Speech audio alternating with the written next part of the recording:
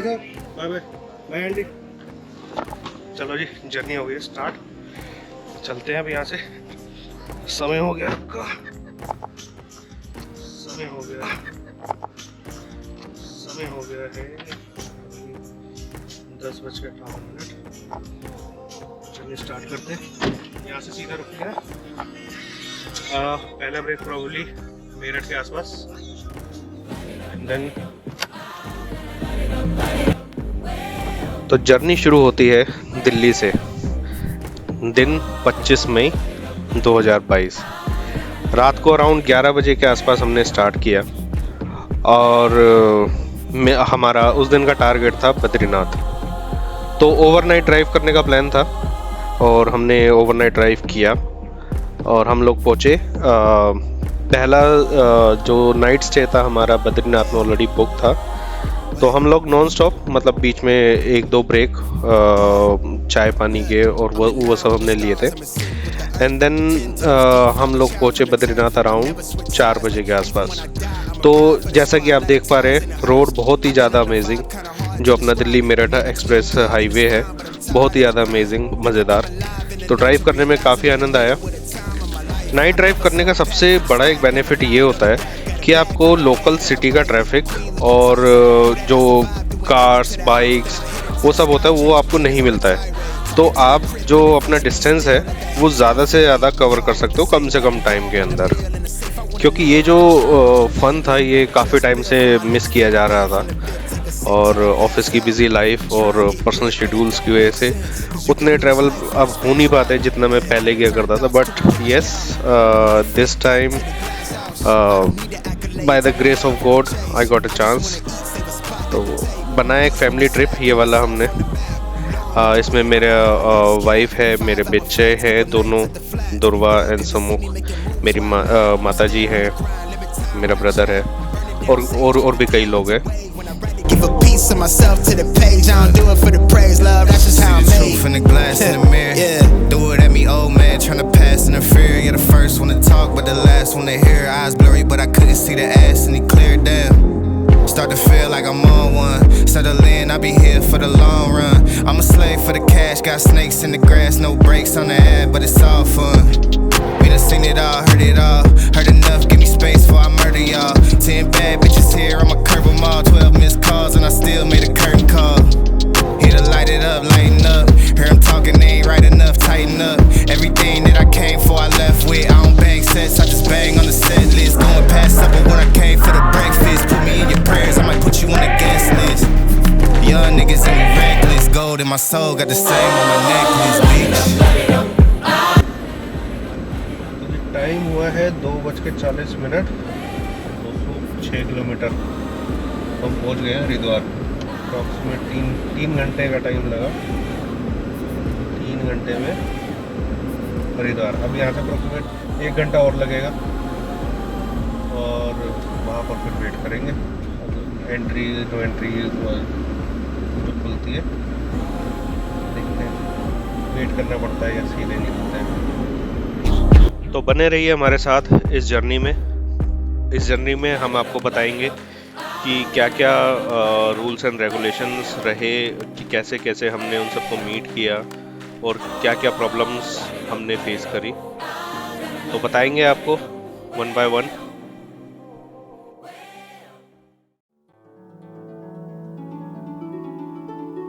तो पहला check point था हमारा ऋषिकेश का, जहाँ से बैचेस में गाड़ियों को रिलीज़ किया जा रहा था। तो हमारे से आगे अप्रॉक्सीमेट 15 से 20 गाड़ियाँ रही होंगी। तो एक एक बैच करके वो लोग रिलीज़ कर रहे थे 5 से 10 मिनट के गैप में, सो दैट कि चारधाम हाईवे पर ज़्यादा रश ना हो, क्योंकि यही एक टाइम होता है जब आपकी चारधाम वाले हाईवे पर ट्रैफिक को रिलीज़ किया जाता है नीचे से, ऋषिकेश से। तो यही कारण है कि अभी आप जो देख पा रहे हैं कि रोड पर ज़्यादा ट्रैफिक नहीं है और हम without any delay, without any traffic हम लोग मूव कर पा रहे हैं और एक अच्छा स्पीड हम लोग मेंटेन कर रहे थे। और रही बात रजिस्ट्रेशन की, चारधाम यात्रा के रजिस्ट्रेशन की, तो वो हमने पहले ही करा लिया था। मैंने 1.5 से 2 महीने पहले अपना ऑनलाइन रजिस्ट्रेशन कर लिया था अपने एंटायर ग्रुप का। बट प्रॉब्लम एक रही हमारे साथ कि मैंने ग्रुप रजिस्टर किया था, बट उसमें जो इंडिविजुअल्स थे जो मेरे साथ ट्रैवल कर रहे थे उन लोगों की डिटेल में अपलोड नहीं कर पाया था। तो उसके लिए मैंने जो इनके आरटीओ ऑफिस हैं चार धाम यात्रा के और ऋषिकेश आरटीओ ऑफिस, तो वहाँ पर मैंने एक दिन पहले काफ़ी डिटेल से मेरी कई लोगों से बात हुई और दे आर वेरी सपोर्टिंग। मतलब ऐसा नहीं है कि हेल्पलाइन नंबर दिया है तो कोई आपको सपोर्ट नहीं कर रहा, कोई आपको आंसर नहीं कर रहा। उन्होंने कंप्लीट इन्फॉर्मेशन दिया कि आपको क्या करना है, कैसे करना है। उनको मैंने अपना प्रॉब्लम बताया कि मेरे जो ट्रैवलर्स हैं, जो मेरे कंपेनियंस हैं, उन लोगों का रजिस्ट्रेशन कह लो या उनके जो डॉक्यूमेंट्स थे वो मैं अपलोड नहीं कर पाया हूँ ड्यू टू सिस्टम लिमिटेशन या टेक्निकल फॉल्ट। तो उन्होंने कहा कि ठीक है, आप ग्रुप आईडी आपने रजिस्टर किया हुआ है बट ट्राई करो, अगर अपलोड हो जाता है तो, अदरवाइज कहीं पर भी आपको रोका जाता है तो आप ये बता सकते हो कि आपका ग्रुप रजिस्टर्ड है, ग्रुप के अंदर आपने 5 लोग ऑलरेडी ऐड किए हुए हैं, तो ज़्यादा प्रॉब्लम होनी नहीं चाहिए। But on a safer side इस दिन जिस दिन हम लोग ट्रैवल कर रहे थे 24 की रात को, या ये कह लो कि 25 की अर्ली मॉर्निंग, तो 24 की दिन में हमने अपने एक मित्र हैं हमारे ऋषिकेश में, मिस्टर आनंद कुमार, तो उनसे हमने कांटेक्ट किया और उन्होंने थोड़ा सा भागदौड़ किया, पूरा दिन वो लगे रहे, पर और उन्होंने हमारे जितने ट्रैवलर्स थे या जितने कंपेनियंस थे उन लोगों का डॉक्यूमेंट्स अपलोड करा दिए ऋषिकेश से। So big thank you to Anand to make this journey hassle free. Otherwise तो हम लोग डाउट में ही थे, टेंशन में ही थे कि कैसे होगा, कहीं रोक लिया गया और हमें वापस भेज दिया गया तो क्या होगा। तो हमारा ये जर्नी जो था आनंद की वजह से कंप्लीट हो पाया। और रही बात चेकिंग्स की, तो बद्रीनाथ तक हमें कहीं से कहीं तक कोई चेक पॉइंट नहीं मिला जहां पर हमारा रजिस्ट्रेशन चेक किया गया हो या ट्रैवलर्स की डिटेल चेक की गई हो। बट सेफर साइड पर हमारा सब कुछ कंप्लीटेड था, तो वी वर टेंशन फ्री।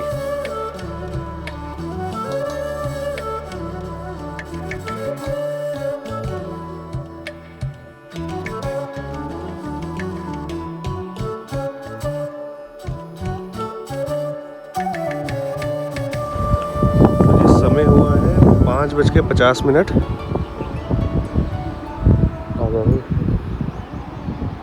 और Disconnected CarPlay. We are here at Devprayag.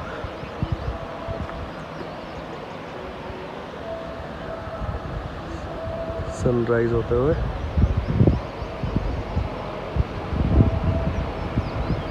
अपनी गाड़ी वहाँ खड़ी है।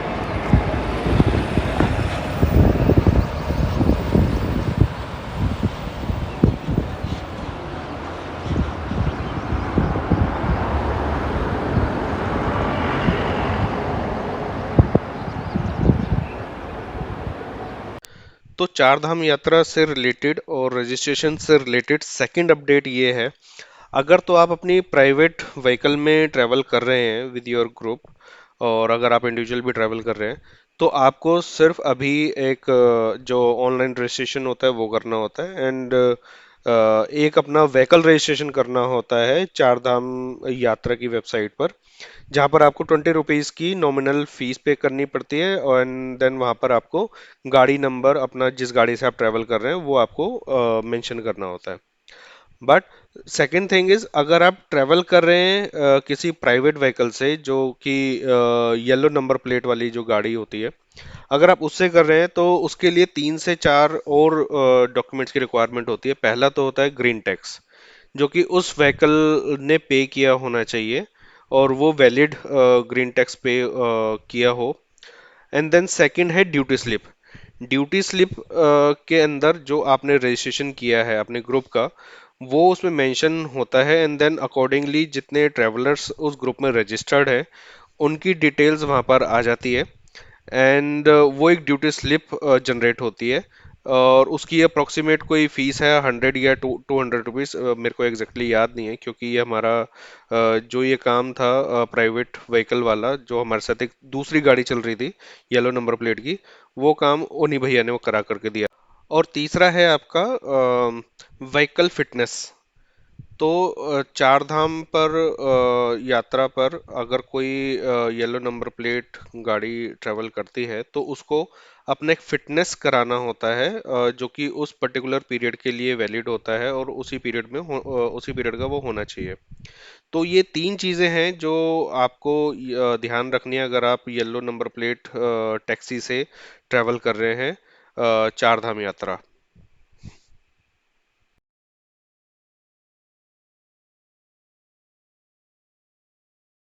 और अब मैं आपको बताता हूँ इस जर्नी का पूरा रूट प्लान, रूट मैप।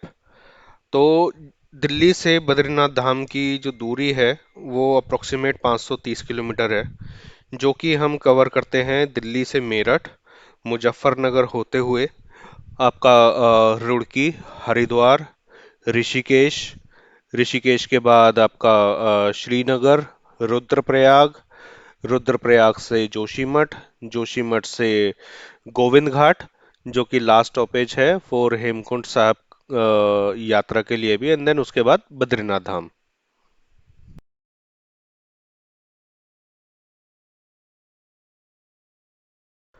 रास्ते में आपको पेट्रोल पंप्स की कोई प्रॉब्लम नहीं होगी, क्योंकि हर छोटी दूरी पर काफ़ी पेट्रोल पंप आपको मिल जाते हैं, लेकिन जोशीमठ पर सबसे आखिरी पेट्रोल पंप है। अगर आप ऋषिकेश से टैंक फुल करा के चलते हैं और आपकी गाड़ी पेट्रोल है, जनरली पेट्रोल गाड़ियों का 40-50 लीटर से ज़्यादा का फ्यूल कैपेसिटी नहीं होता। अगर आप फुल करके चलते हैं तो एडवाइजेबल यही है कि आप जोशीमठ पे दोबारा से रिफ्यूल करा ले, सो दैट कि आपको वहाँ से बद्रीनाथ धाम और वापसी आने में ज़्यादा कोई दिक्कत ना हो। बिकॉज अभी चार धाम यात्रा का सीजन है, यू नेवर नो कितनी देर का ट्रैफिक मिलेगा, कितनी देर आपको ट्रैफिक में गाड़ी खड़ी करनी पड़ेगी, और कितनी देर आपका इंजन स्टार्ट रहेगा। तो बेटर यही है कि आप अपना गाड़ी को रिफ्यूल करके चले जोशीमठ से, सो दैट कि आपको आगे किसी चीज़ की दिक्कत ना हो। हम अपने साथ सेफर साइड के लिए एक 20 लीटर का जेरी कैन भी कैरी कर रहे थे, क्योंकि अब जिस हिसाब से हम न्यूज़ देख रहे हैं कि भाई 8-8 घंटे का जाम लग रहा था, 10-10 घंटे का ट्रैफिक जाम लग रहा था। सो मैंने सेफर साइड पे अपना एक 20 लीटर का जेरी कैन अपने साथ रखा था, जो कि मैंने ऋषिकेश से ही फुल कराया था। एंड देन हालांकि मुझे उसे यूज़ करने की ड्यूरिंग द जर्नी ज़रूरत नहीं पड़ी, बट यह है कि वापसी के अंदर आते हुए मैंने इसको ऋषिकेश में अपना रिफ्यूल किया था अपने जेरी कैन से, क्योंकि उतना पेट्रोल बचा करके घर ले आने का कोई लॉजिक नहीं था। तो बेटर ये था कि मैंने उसको अपनी गाड़ी में डाल लूँ एंड देन उसको कंज्यूम कर लें। यूं तो चार धाम जो यात्रा मार्ग है बहुत ही अच्छा, ऑल वेदर रोड बने हुए हैं, बहुत ही अच्छा, मतलब रोड का कंस्ट्रक्शन हो रखा है अभी फिलहाल। लेकिन कहीं कहीं पर बीच बीच में आपको ऐसे पैचेस देखने को मिलते हैं जहां पर वो परमानेंट फिक्स करना पॉसिबल नहीं है गवर्नमेंट के लिए, बट ओवरऑल देखा जाए तो पूरे 530 किलोमीटर की जर्नी में दिल्ली से बद्रीनाथ की अप्रोक्सीमेट 40 या 30 किलोमीटर का ऐसा स्ट्रेच रहे होंगे जहां पर थोड़ा बहुत लैंडस्लाइड था या रोड खराब थे, या बम्पी रोड्स थे। अदरवाइज रोड बहुत ही जबरदस्त, बहुत ही अमेजिंग बने हुए हैं। तो ऐसे बीच में आपको नज़ारे भी मिलते रहेंगे। तो मेरा रिकमेंडेशन ये है कि आप बीच में रुकते रहें, नज़ारों को आनंद लेते रहें, सो दैट कि आपको भी एक रिफ्रेशमेंट फील हो और आपकी गाड़ी को भी थोड़ा सा रेस्ट मिले।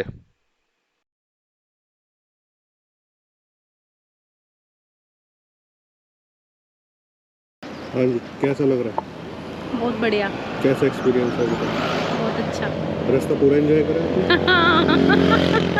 रास्ता सारा देखा आपने? हाँ, सारा देख सो भी रहे थे।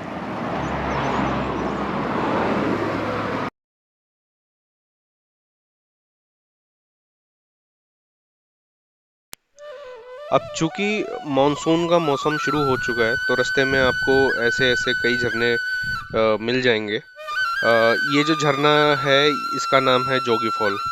इस झरने के साथ हमारी काफ़ी पुरानी यादें जुड़ी हैं। तो जब हम पहले बाइक पर आया करते थे चार धाम यात्रा पर, तो इस झरने में कई बार हमने स्नान किया है और उसका आनंद उठाया है।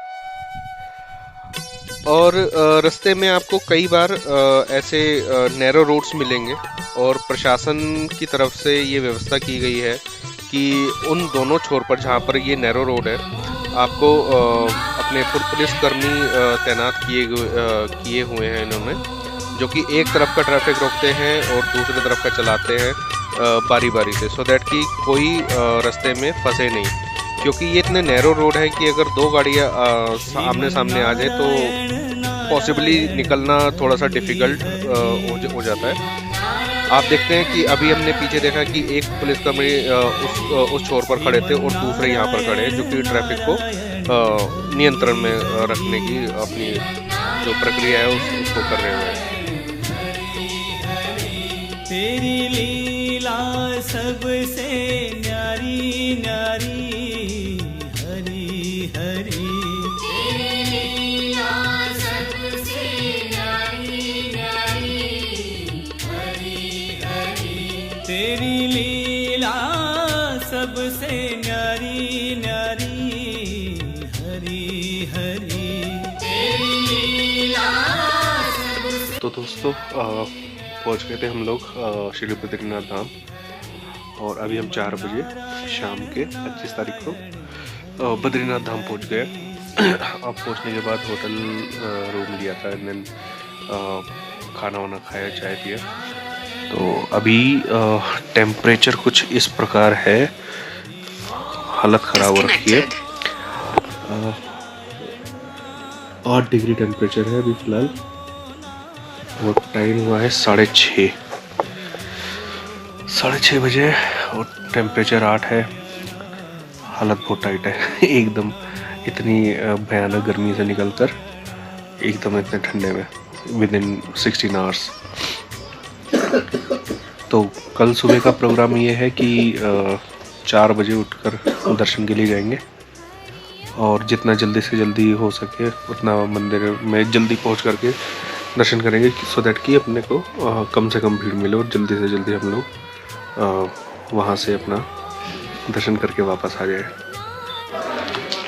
तो जी गुड मॉर्निंग, समय हो गया है ऑलमोस्ट 5 और डे हो गया 26 मई। We are all set for the darshan, सब लोग तैयार है, गाड़ी अपनी रेडी है। तो करेंगे कि गाड़ी से मंदिर तक भैया में ड्रॉप करेंगे। और ये देखो पीछे वाला नज़ारा, beautiful Himalayan range.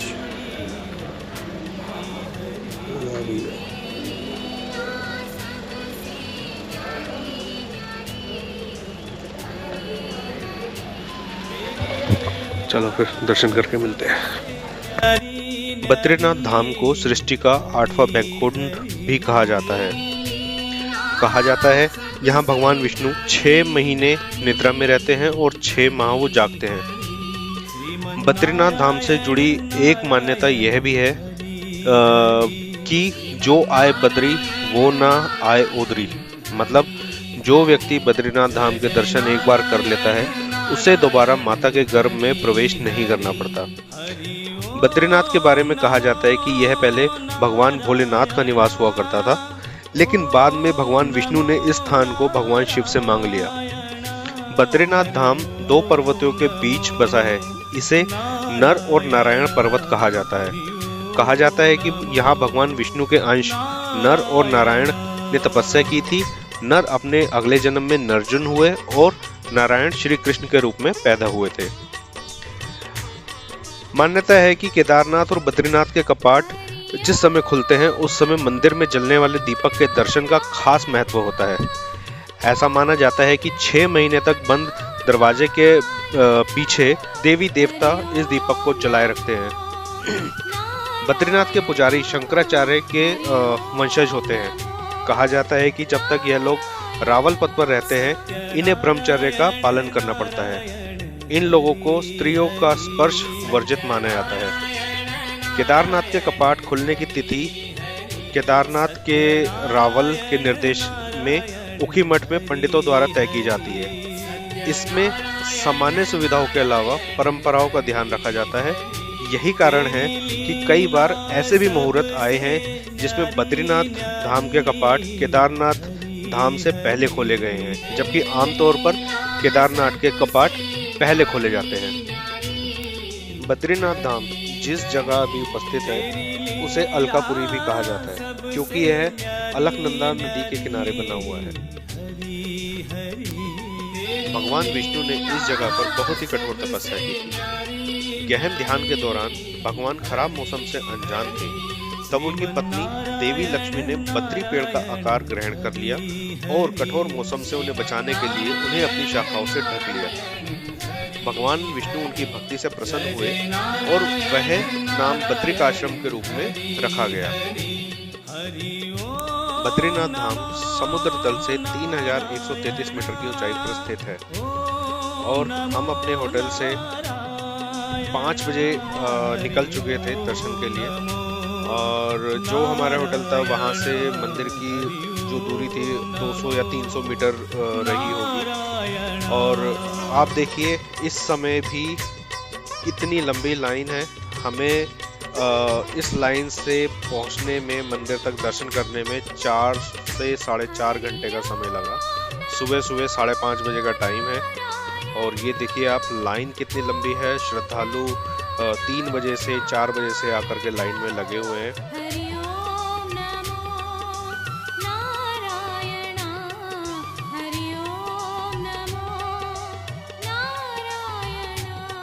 Hari Narayan Narayan Hari Hari, Shri Hari Narayan Narayan Hari Hari, Shri Hari Narayan Narayan Hari Hari, Shri Hari Narayan Narayan Hari Hari.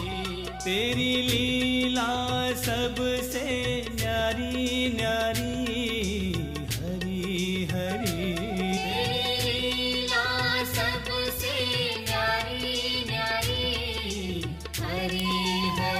4 घंटे की मेहनत मशक्कत के बाद हमें दर्शन हो गए और हम अपने होटल की तरफ वापसी निकल गए। लेकिन इस समय भीड़ और भी ज़्यादा हो चुकी थी। देखिए समय अभी हुआ है 9:30 और इस समय भीड़ सुबह से कहीं ज़्यादा है, मतलब 4-5 गुना। जो ये लाइन आपको दिख रही है ये मैं अभी दिखाता हूँ। ये वाला जो पोर्शन है जो येलो कलर का जो हट बना हुआ है, इतनी ही इससे डबल लाइन इसके पीछे है। ये जो येलो वाला जो पोर्शन है, ये जो हट बना हुआ है, इससे पीछे इतनी ही लाइन, मतलब इसकी 2 गुना लाइन इसके पीछे तक है। अब उन श्रद्धालुओं का नंबर शायद से 6 से 7 घंटे या 8 घंटे में करीब पहुंचेगा, आएगा उनका नंबर। तो जी दर्शन हो गए बद्रीनाथ धाम के, बहुत ही बढ़िया से, बहुत ही अच्छे से सब लोगों ने, परिवार ने दर्शन कर लिए। और अब हम चलेंगे आज अपनी जो जर्नी है आज के डे की, वो शुरू करेंगे बद्रीनाथ से केदारनाथ धाम के लिए। उम्मीद करते हैं आपको ये वाला एपिसोड पसंद आया होगा। अगले एपिसोड में आपको दिखाते हैं बद्रीनाथ से केदारनाथ धाम तक की यात्रा। धन्यवाद। जय शिव शंकर।